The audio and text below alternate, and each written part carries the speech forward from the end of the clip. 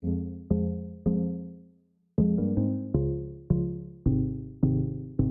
semua, aku Bunga Ayu Amalia dari Pendidikan Sejarah UPI. Nah, aku itu mau ikutan program vlog kutu buku yang diselenggarakan oleh Perpustakaan UPI. Tapi sebelum itu aku mau kelas dulu, jadi check this out ya nanti. Jadi kita habis kuliah mau kemana Sat? Ke perpustakaan. Mau healing, nggak healing sih, mau cari buku daripada ngegas terus kan. Jadi di perpustakaan UPI ini itu lagi ngadain program kutu buku. Nah sekarang sekalian aku mau ke perpustakaan, tapi ke perpustakaannya ditemenin sama teman aku. Halo.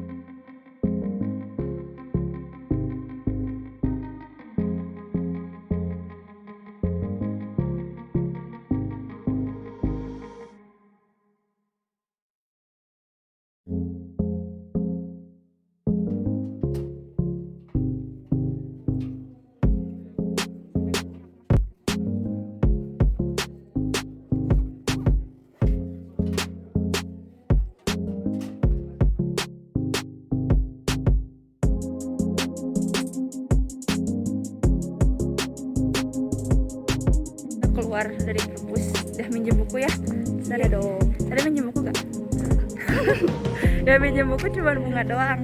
Aku minjem buku apa nanti dikasih tahunya sekalian nge-review bukunya ya. Jadi kan harus nge-review buku tuh. Jadi nanti aja sekalian aku kasih tahunya ya.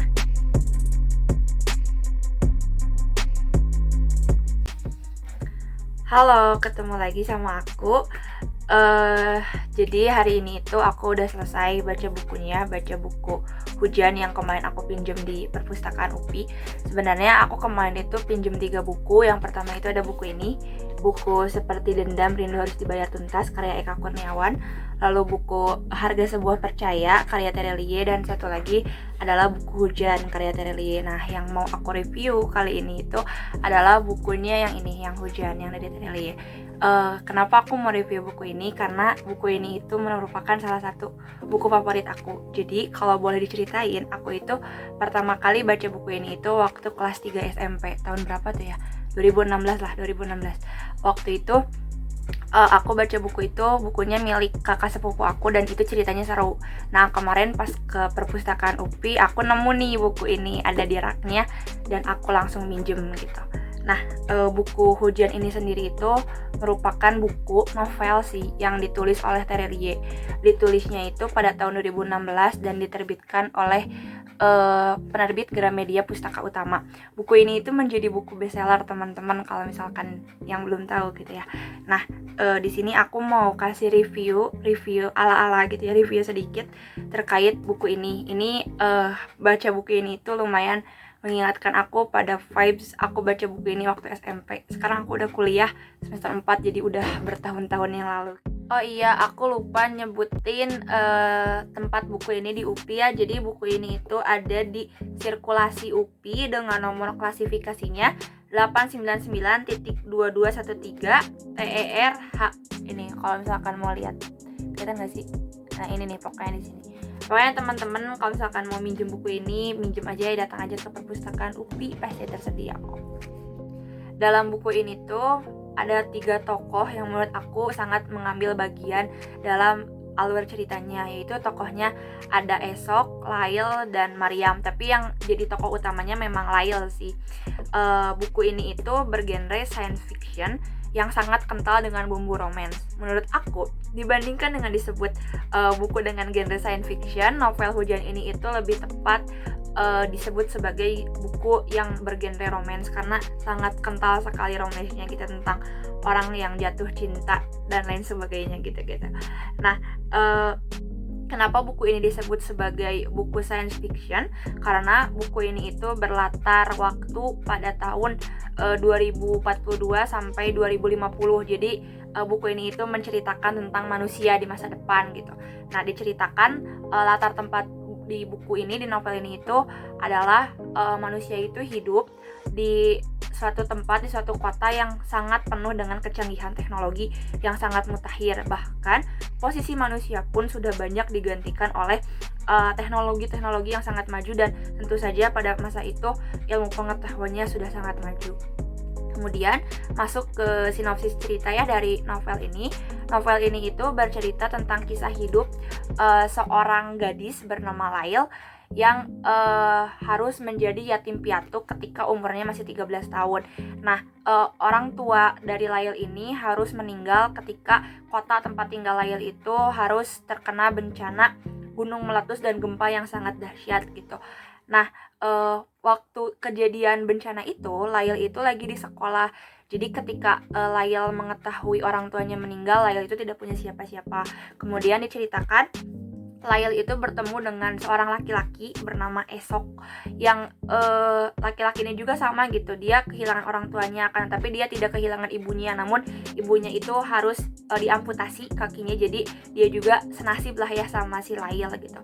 Nah, akibat rasa senasibnya ini, mereka berdua itu menjadi bersahabat gitu, bersahabat karena bernasib sama dan tinggal di tempat yang sama, yaitu tinggal di tempat pengungsian. Kemudian yang di tempat pengungsian itu tidak hanya ada Lail dan Esok, tapi juga masyarakat kota tempat tinggal itu yang masih selamat tinggal di pengungsian. Mereka tinggal di pengungsian itu selama beberapa bulan, hingga diceritakan dalam novel ini disebut sampai setahun gitu. Nah, selama setahun itu aktivitas Esok dan aktivitas Lail itu tidak bisa dipisahkan. Mereka itu sering membantu petugas-petugas dalam mengakomodasi kebutuhan-kebutuhan di pengungsian. Nah, setelah itu tiba-tiba pemerintah itu mengumumkan bahwa tempat pengungsiannya itu ditutup dan masyarakat boleh tinggal lagi di kota itu gitu ya, dengan membangun tempat tinggal sederhana. Nah, akibat penutupan tempat pengungsian itu, Lail dan Esok ini menjadi berpisah gitu. Nah, Lail itu masuk ke panti asuhan, panti sosial seperti ya semacam panti gitu ya. Dan Esok itu ternyata diangkat oleh salah satu keluarga yang nanti diceritakan dalam novel ini itu, bahwa keluarga yang mengangkat Esok itu adalah seorang wali kota. Iya, wali kota, bukan bupati. Nah, terus setelah perpisahan Esok dan Lail, mereka itu jadi tidak sedekat dulu, tapi Esok itu sering mengunjungi Lail di panti sosial itu. Nah, setiap weekend, setiap hari dan setiap esok luang, dia selalu datang mengunjungi Lail di panti sosial. Nah, di panti sosial ini itu Lail bertemu dengan sahabatnya, yaitu Maryam. Maryam ini dikisahkan sebagai teman yang baik untuk Lail gitu, dan selalu menemani Lail. Jadi digambarkan bahwa Maryam ini itu menjadi sahabat pengganti Esok di panti sosial itu. Nah, kemudian pertemuan Lail dan Esok itu sangat intens gitu ya, sampai ke Esok yang harus melanjutkan pendidikannya ke ibu kota. Nah, karena Esok harus melanjutkan pendidikannya ke ibu kota, jadi pertemuan dari Lail dan Esok ini sangat jarang gitu, bahkan hampir tidak pernah. Nah, tapi esok itu tidak melupakan Lail. Esok itu apabila libur kembali ke kota tersebut dan menemui Lail gitu. Kemudian mereka berdua saling melepas rindu begitu. Nah, ketika hari-hari Lail menunggu esok mengunjunginya, Lail juga menyibukkan diri gitu agar tidak terlalu terlihat menunggu kedatangan dari esok. Nah, ternyata esok ini ketika melanjutkan pendidikannya di luar kota, di ibu kota itu, esok ini terlibat dalam suatu proyek yang disebut sebagai proyek luar angkasa, di mana proyek luar angkasa ini itu terjadi karena ada prediksi bahwa di masa depan akan terjadi suatu bencana yang lebih besar, yang lebih dahsyat dibandingkan bencana kemarin. Nah, teman-teman penasaran nggak terkait kelanjutan dari cerita Esok dan Lail? Apakah hubungan Esok dan Lail akan tetap baik-baik saja? Apakah proyek yang dikerjakan oleh Esok berhasil? Dan apakah bencana alam yang diprediksi akan terjadi lebih dahsyat dibandingkan bencana sebelumnya itu benar terjadi? Nah, makanya itu kalian harus baca buku ini ya, baca buku novel deh, yang baca ya buku novel Hujan. Ini bisa dipinjam di perpustakaan UPI. Di perpustakaan UPI sendiri itu ada beberapa eksemplar ya. Buku ini tidak hanya satu buku ini, tapi ada banyak gitu. Jadi jangan khawatir bakal kehabisan gitu. Segera ya untuk meminjam buku ini kalau misalkan teman-teman jadi penasaran terkait kelanjutan cerita Esok dan Lail. Nah, karena di review buku itu selalu ada penilaian mengenai kelebihan dan kekurangan buku, di sini aku juga mau menyampaikan beberapa kelebihan dan kekurangan yang aku nilai gitu setelah membaca buku ini. Sebenarnya aku itu tipe pembaca yang gak selalu ngejudge buku gitu, apa kelebihannya, apa kekurangannya. Aku selalu menikmati apa yang penulis itu sajikan di setiap buku yang aku baca gitu. Tapi karena ini review buku ya, di sini aku menyampaikan beberapa kelebihan dan kekurangan. Untuk yang pertama, untuk kelebihannya, banyak ya kelebihannya gitu. Aku sangat tertarik gitu dengan buku ini. Tapi kalau misalkan dinilai dari isinya, buku ini itu alur ceritanya sudah sesuai gitu. Seru dan tidak bertele-tele. Intinya buku ini itu banyak kejutan, dan kisah cinta Lail dan Esok ini itu bikin iri, tahu gak sih? Kayak aku pengen gitu. Udahlah, skip aja deh itu. Oke, lanjut ya. Agak salting nih kalau ngingat cerita-cerita kisah cintanya Lail sama Esok, tapi ya udahlah, mereka berdua fiksi kan. Oke, lanjut ya ke kelebihan yang selanjutnya. Menurut aku itu buku ini itu keren karena menampilkan, mendeskripsikan, menggambarkan gitu teknologi-teknologi mutakhir yang akan ada pada masa depan gitu. Banyak sekali sebenarnya teknologi-teknologi mutakhir yang ditampilkan di buku ini, tapi yang aku ingat itu ada teknologi berupa anting-anting yang sebenarnya itu berfungsi sebagai pemandu online. Kemudian di buku ini juga ditampilkan, dideskripsikan gitu bahwa kendaraan di masa depan itu sudah tidak memerlukan lagi supir, dan juga alat komunikasi itu ditanam di tubuh manusia. Lalu lanjut ke kekurangan yang dimiliki buku. Sebenarnya aku nggak banyak nilai kekurangannya sih, karena menurut aku buku ini perfect gitu.